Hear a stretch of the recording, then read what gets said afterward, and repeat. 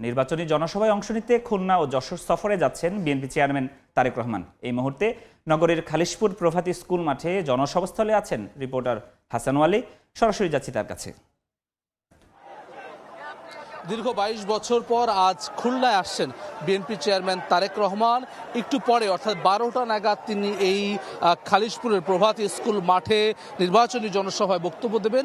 এরই মধ্যে কিন্তু পুরো মাঠটি লোকারণ্য। আমরা দেখছি আশেপাশের উপজেলা যেমন, এর পাশে বাগেরহাট, সাতক্ষীরা, পুরো উপকূলীয় এই ৩ জেলার মানুষ কিন্তু আসলে আজকে এই জায়গায় আসবেন এবং একই সঙ্গে আজকে এই জায়গা থেকে ১৪ জন ধানের প্রার্থীকে পরিচয় করে দেবেন বিএনপি চেয়ারম্যান তারেক রহমান।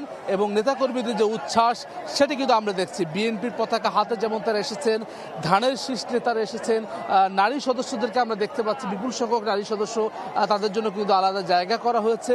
খালিশপুরের এই জায়গাটিতে কিন্তু আসলে পুরো আশেপাশের সড়ক, পুরো জায়গা জুড়ে কিন্তু আসলে এখন বিএনপি নেতাকর্মীদের দখলে। তারা দারুণভাবে উচ্ছ্বসিত।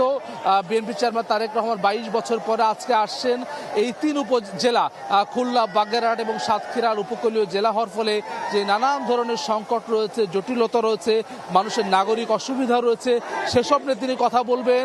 মানুষ সেই প্রত্যাশা করছেন। একই সঙ্গে আগামী দিনে বিএনপি ক্ষমতায় আসলে এইসব সমস্যার সমাধানে কী ধরনের পদক্ষেপ বিএনপি নেবে সেটি শোনার জন্য কিন্তু আসলে এই নেতাকর্মীরা উদ্গ্রীব হয়ে রয়েছেন। আমরা জানি যে এই অর্থাৎ এই ৩ জেলার যে ১৪টি সংসদীয় আসন রয়েছেন, সেই সংসদীয় আসনে যারা প্রার্থী তাদেরকে আজকের এই মঞ্চ থেকে পরিচয় করে দেবেন বিএনপি চেয়ারম্যান তারেক রহমান। এবং তিনি সবশেষ যখন এসেছিলেন ২০০৪ সালে, তখন আসলে তিনি একটি প্রতিনিধি সভা করতে এসেছিলেন এবং আজকে আসছেন বিএনপির পূর্ণ চেয়ারম্যানের দায়িত্ব নিয়ে আজকে নির্বাচনী জনসভায়। এবং সেই জনসভায় কিন্তু তারেক রহমানকে দেখতে, তার বক্তব্য শুনতে এই খুলনা নেতাকর্মীদের কিন্তু আসলে সে উচ্ছ্বাস আমরা দেখছি। আমরা এটি যেখানে রয়েছে, এটি খুলনা ৩ আসন, এটি খালিশপুর, দৌলতপুর এবং খানজান আলী মিলে এই আসনটি গঠিত। এই আসনের নেতাকর্মীরা যেমন রয়েছেন, আশেপাশের আসন এবং অন্যান্য জেলার নেতাকর্মীরাও কিন্তু আসলে সেই জায়গাটিতে রয়েছেন। নেতাকর্মীরা বলছেন যে খুলনার যে শিল্প এলাকা হওয়ার কথা ছিল, শিল্পাঞ্চল হওয়ার কথা ছিল, সেটি এখন পর্যন্ত হয়নি। যে কলকারখানাগুলো ছিল, অনেক কলকারখানা বন্ধ হয়ে গেছে। কর্মসংস্থান যেগুলো ছিল অনেকগুলো বন্ধ হয়ে গেছে। আগামী দিনে বিএনপি ক্ষমতায় আসলে নতুন করে এই কর্মসংস্থান তৈরি হবে কিনা, এই যে কলকারখানাগুলো ছিল সেটি আবার চালু হবে কিনা, শিল্পাঞ্চল হয়ে ওঠা যে স্বপ্ন এখানকার মানুষ দেখেন সেটি কতটুকু বাস্তবায়িত হবে, সেই প্রতিশ্রুতি আসলে এখন নেতাকর্মীরা শুনতে চান। সেই প্রত্যাশা নিয়ে কিন্তু তারা এসেছেন। আমরা দেখতে যে মঞ্চ কিন্তু একেবারেই প্রস্তুত করা হয়েছে। স্থানীয় নেতাকর্মী যারা রয়েছেন তারা কিন্তু মঞ্চে রয়েছেন।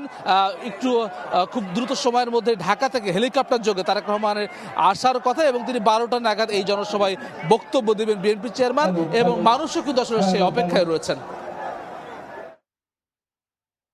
সরাসরি যুক্ত ছিলাম খুলনা থেকে। তারেক রহমানের নির্বাচনী জনসভার খবর জানাচ্ছিলেন সহকর্মী হাসান ওয়ালি।